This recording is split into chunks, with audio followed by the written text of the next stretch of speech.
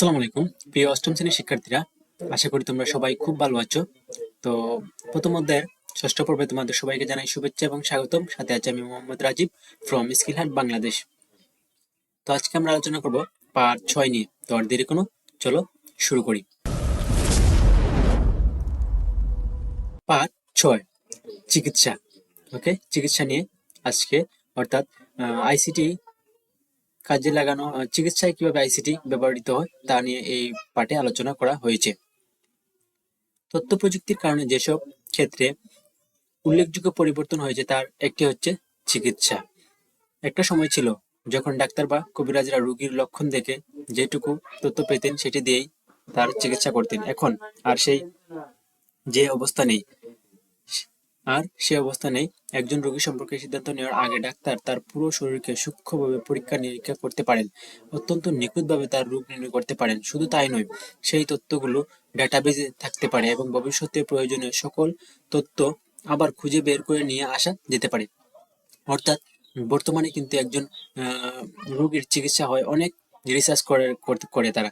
দেখা যায় যে রোগীর সম্পূর্ণ ডাটা বলতে এখানে বোঝা যাচ্ছে বয়স, নাম, বিভিন্ন যে তার আর কি রোগ আছে বা তার বডি কন্ডিশন সবগুলো তারা কি করে ডাটাবেজে সংরক্ষণ রাখে। যদি ভবিষ্যতে কোনো রকম প্রবলেম হয় বা কোনো রকমের অপারেশন করার প্রয়োজন হয়, তখন তারা তার কি প্রোফাইলটা আবার একটু এক পলকে দেখে নিবে।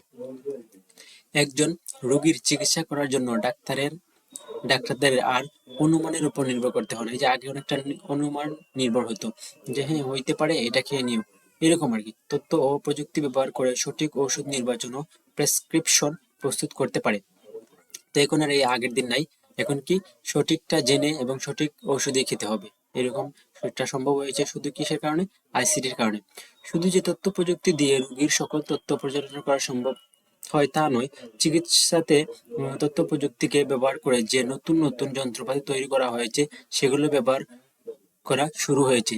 এই যন্ত্রগুলো যে সকল তথ্য সংগ্রহ করে সেগুলো বিক্রিয়া করা হয় নিখুঁতভাবে। যে কাজটি আগে করা অসম্ভব ছিল, এখন সেটি মানুষ নিজেদের ঘরে বসে করতে পারে। অর্থাৎ এই তথ্য প্রযুক্তির মাধ্যমে যে চিকিৎসা যন্ত্রপাতি আবিষ্কৃত হয়েছে এগুলোর কথা বলা হয়েছে এখানে। কিলা চিকিৎসায় আধুনিক যন্ত্রপাতি পুরোপুরি তথ্য প্রযুক্তি নির্ভর। এই যে বর্তমানে চিকিৎসা পদ্ধতি এত সহজ এবং এত নিখুঁত হওয়ার একটাই কারণ হচ্ছে তথ্য প্রযুক্তির যন্ত্রপাতিগুলো।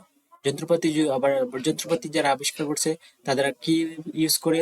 যন্ত্রপাতি আবিষ্কার করছে যে তথ্য প্রযুক্তি ইউজ করে। এই যে এখানে কি নিউরো সার্জারির জন্য প্রস্তুত একটি আধুনিক টেলিমেডিসিন কেন্দ্র। দেখছো কত সুন্দর প্রযুক্তি। আসলে চিকিৎসা পদ্ধতি তত বেশি ভালো হবে যদি তোমার এই যে প্রযুক্তিগুলো যত ভালো হবে। তো অনেক মেডিকেলে বা হাসপাতালে দেখা যায় তাদের কোনো এই যে এরকম কোনো যন্ত্রপাতি নেই। বাংলাদেশের অনেক বড় বড় কোম্পানিতে ভালো ভালো যন্ত্রপাতি নাই, যার কারণে চিকিৎসা আমরা পাই না, ভালো চিকিৎসা পাই না। আমাদের চিকিৎসার জন্য কোথায় যাইতে হয়? বাইরের দেশে যেতে হয়। আমাদের দেশে এখন ডাক্তারের সংখ্যা বেশি নয়, অবশ্যই আমাদের ডাক্তারের সংখ্যা খুবই কম। আর যেগুলো আছে এগুলো সব কসাই। ডাক্তার সমান সমান কসাই।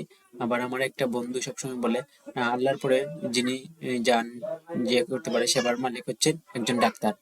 তো অনেকে ডাক্তারকে কসাই বলে, আবার অনেকে ডাক্তারকে কি বলে যে সেবা করার, অর্থাৎ হচ্ছে তিনি আল্লাহর পরে, কিন্তু উনি আসলে আমরা রোগ বেলায় হলে কোথায় যাই?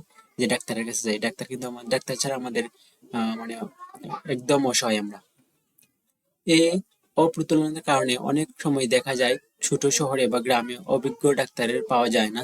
ভবিষ্যতে একসময় দেশের সব অঞ্চলে চিকিৎসা ব্যবস্থা থাকবে, কিন্তু যতদিন আমরা সে অবস্থায় পৌঁছাতে পারছি না, তত তথ্য প্রযুক্তি ততদিন আমাদেরকে সাহায্য করতে এসেছে টেলিমেডিসিন নিয়ে। যে টেলিমেডিসিন, টেলিফোনের যে মেডিসিন তো আর জানি আমরা মেডিসিন, আর টেলিফোনের টেলিফোন থেকে টেলি নেওয়া হয়েছে আর মেডিসিন, টেলিমেডিসিন। টেলিফোনের মাধ্যমে যদি আমরা পরামর্শ গ্রহণ করে কোনো ওষুধ বা মেডিসিন নিয়ে থাকি তখন তাকে টেলিমেডিসিন বলা হয়।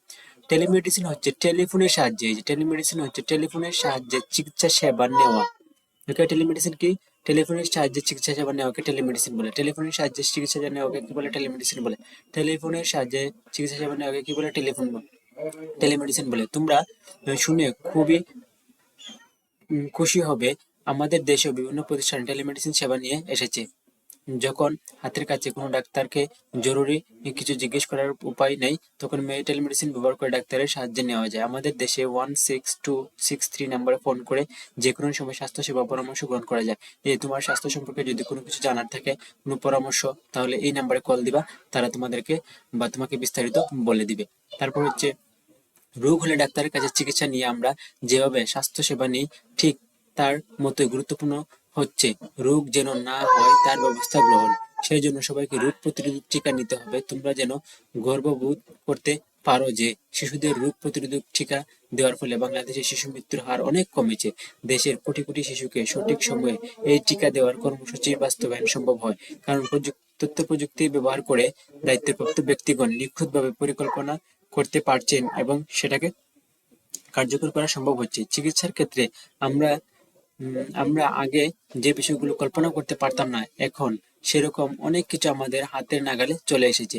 তাই বলে তোমরা কিন্তু মনে করো না যে আমরা সবকিছুই পেয়ে গেছি। ওকে, এখানে একটা দেওয়া আছে, কি দেওয়া আছে, পজিট্রন এমিশন টোমোগ্রাফি যন্ত্র তথ্য প্রযুক্তি ব্যবহার করে রোগীর শরীরের ভেতরের ত্রিমাত্রিক ছবি তৈরি করতে পারে। আমরা কিন্তু এখন সবকিছু পেয়ে গেছি। ওকে, তথ্য প্রযুক্তির কারণে আমরা এখন অন্য মাত্রায় গবেষণা করতে পারি। মানুষের জিনোম রহস্যভেদের মতো জটিল কাজ আধুনিক কম্পিউটার দ্বারা সহজেই সমাধান করা যায়। জিনোম অর্থাৎ মানুষের প্রকৃতি, আচার আচরণ, এগুলার নির্ধারক আর কি, অর্থাৎ ডিএনএ থেকে জিনোমের তৈরি হয় আর কি। তাই চিকিৎসার জগতে একটা বিপ্লব শুরু হতে যাচ্ছে। এতদিন রোগের উপসর্গ কমানো হতো, এখন সত্যিকার ভাবে রোগের কারণটি খুঁজে বের করে সেটাকে অপসারণ করা হয়। শুধু তাই নয়, এখন যেমন সব মানুষ একই ওষুধ খায়, ভবিষ্যতে প্রত্যেক মানুষের জন্য আলাদা আলাদা তার শরীরের উপযোগী ওষুধ হবে। এখন একজনকে উপস্থিত থেকে অপারেশন থিয়েটারে অপারেশন করতে হয়, ভবিষ্যতে হাজার মাইল দূর থেকে তথ্য প্রযুক্তি ব্যবহার করে সার্জনরা রোগীর অপারেশন করতে পারবেন। আসলে অসম্ভবের কিছু নাই, সবকিছুই সম্ভব এখন। মানুষের মস্তিষ্কের ভেতর কোন অংশে উজ্জীবিত, সিটি স্ক্যান প্রযুক্তির মাধ্যমে এখন বাইরের থেকেই সেটা বলে দেওয়া যায়। যে সিটি স্ক্যানের মাধ্যমে আমরা বলে দিতে পারি আমরা কোন অংশ কি উজ্জীবিত। ওকে, তারপর হচ্ছে বড় হয়ে তোমরা নিশ্চয়ই চিকিৎসার এই নতুন জগৎকে অনেক বড়, এই যে অনেকে স্বপ্ন থাকে বড় হয়ে কি হবে, ডাক্তার হবে বা ডক্টর হবে, ইঞ্জিনিয়ার হবে। এই যে ডক্টর, ইঞ্জিনিয়ার, ব্যাংকার, যাই বলো না কেন, সবকিছুর আগে তোমাকে একটা ভালো মানুষ হতে হবে। এখন তুমি ডাক্তার হইলা, কিন্তু তুমি যদি ভালো না মানুষ হও, তাহলে তুমি ডাক্তার হয়েও চিকিৎসা ভালো করবা না। তুমি এবার ডাক্তার নামে কি, যে কসাই, সবাই তোমাকে কসাই বলবে, কসাই, ডাক্তার নামে তুমি কসাই হবা। দলগত কাজ কি বলছে, চিকিৎসার কাজে ব্যবহার হয় এরকম নানা ধরনের যন্ত্রপাতির একটা তালিকা করো এবং তথ্য প্রযুক্তির সাহায্যে কোনগুলো কাজ করে সেগুলো জেনো। তো কিছু যন্ত্রপাতির তালিকা করতে বলছে, আর কোনগুলো তথ্য প্রযুক্তির সাহায্যে চলে এগুলার নাম বলছে। তো আমরা এই যে দলগত কাজগুলো তোমরা তোমাদের ক্লাস টিচার যেভাবে বলে বা শ্রেণী শিক্ষক যেভাবে বলে এভাবে করবা। তোমরা যাতে একটু ধারণা পাও, তাই আমি আমার দলগত কাজটা একটু সমাধান করে দিচ্ছি। এই যে একটা যন্ত্রপাতির নাম, তখন এই যে চিকিৎসা কাজে ব্যবহৃত যন্ত্রপাতির তালিকা, একটা হচ্ছে কম্পিউটার, তারপর হচ্ছে ECG machine, scanner, positron emission tomography যন্ত্র, যেটা পিকচার দেওয়া ছিল বইয়ে,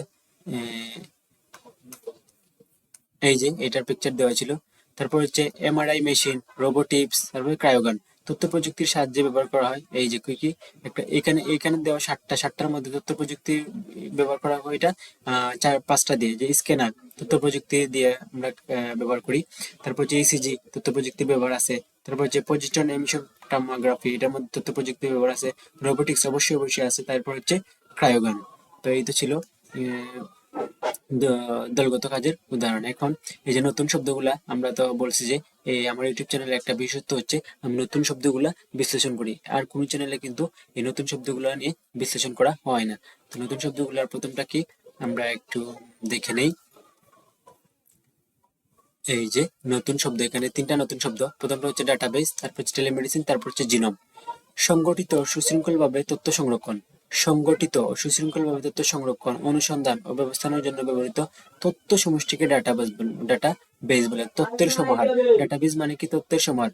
সংগঠিত ও সুশৃঙ্খলভাবে তথ্য সংগ্রহণ, সংগঠিত ও সুশৃঙ্খলভাবে তথ্য সংরক্ষণ, অনুসন্ধান ও ব্যবস্থাপনার জন্য ব্যবহৃত তথ্য সমষ্টিকে ডাটাবেস বলে। উদাহরণ, শিক্ষার্থীদের তথ্য ভান্ডার, ব্যাংকের গ্রাহকের ডাটাবেস অথবা শিক্ষার্থীদের তালিকা। তারপর হচ্ছে টেলিমেডিসিন, তা টেলিফোনের সাহায্যে যে চিকিৎসা সেবা নেওয়া হয় তা হচ্ছে টেলিমেডিসিন। তথ্য ও যোগাযোগ প্রযুক্তির মাধ্যমে, তথ্য ও যোগাযোগ প্রযুক্তির মাধ্যমে দূর থেকে রোগীকে চিকিৎসা পরামর্শ ও সেবা দেওয়ার ব্যবস্থাকে টেলিমেডিসিন বলে। তথ্য ও যোগাযোগ প্রযুক্তির মাধ্যমে দূর থেকে রোগীকে চিকিৎসা পরামর্শ ও সেবা দেওয়ার ব্যবস্থাকে টেলিমেডিসিন বলে। ভিডিও কলের মাধ্যমে ডাক্তারের পরামর্শ গ্রহণ। ওকে, তারপর হচ্ছে জিনোম, যেটা বলছিলাম, কোনো জীবের দেহে বিদ্যমান সম্পূর্ণ জিনগত উপাদান বা ডিএনএ এর সমষ্টিকে জিনোম বলে। এই যে ডিএনএ এর সমষ্টিকে কি বলে? জিনোম বলে। ডিএনএ এর সমষ্টিকে, আর ডিএনএ এর মিনিং তো আশা করি যে তোমরা জানো, deoxy ribonucleic acid. DNA deoxy ribonucleic acid. তারপর হচ্ছে মানব জিনোম, উদ্ভিদের জিনোম। মানব জিনোম, উদাহরণ হচ্ছে মানব জিনোম এবং উদ্ভিদের জিনোম। তবে জিনোমটা কি আবার যদি বলি, কোনো জীবের দেহে বিদ্যমান সম্পূর্ণ জিনগত উপাদান বা ডিএনএ এর সমষ্টিকে জিনোম বলে। ডিএনএ তো মানব জিনোম এবং উদ্ভিদের জিনোম। তো এই তো ছিল পার্ট 6 নিয়ে আলোচনা। তো ভিডিওটি যদি ভালো লেগে থাকে তাহলে অবশ্যই স্কিল অ্যাপ বাংলাদেশ চ্যানেলটা সাবস্ক্রাইব করে পাশে থাকবা এবং বন্ধুদেরকে জানিয়ে দিবা। So thank you so much for watching this video. ভালো থাকো, সুস্থ থাকো এবং স্কিল অ্যাপ বাংলাদেশের সাথেই থাকো। আসসালামু আলাইকুম।